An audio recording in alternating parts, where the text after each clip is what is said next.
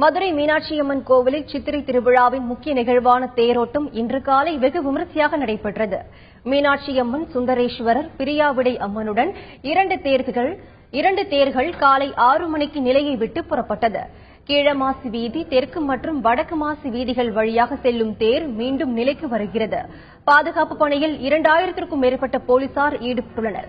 விழாவை முன்னிட்டு பக்தர்களுக்கென மாவட்ட நிர்வாகம் அடிப்படை வசதிகளை செய்துள்ளது.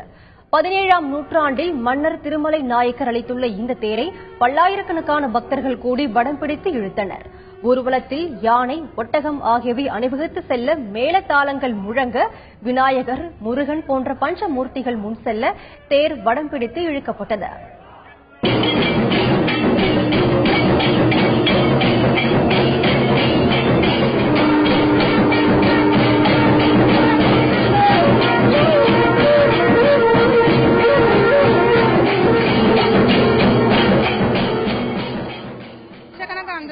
நல்லா இருக்கு தேரோட்டம்லாம். ஆனா என்ன, இப்ப கூட்டம் தான் நிறைய இருக்கு, அதெல்லாம் வெயில் வேற நிறைய இருக்கு, அதெல்லாம் கொஞ்சம் பக்தர்கள்லாம் கொஞ்சம் கஷ்டப்படுறாங்க. வேற ஒண்ணும் இல்ல, நல்லபடியா இருக்கு. நல்லா தேரோட்டம் இது மீனாட்சி அம்மன் தேரோட்டம் ரொம்ப பெரிய விமர்சையான தேரோட்டம். இது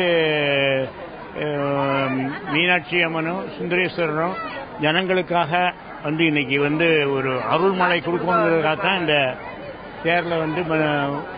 தேர்ல பவனி மக்களுக்காக அருள் பாலிக்கிறாங்க.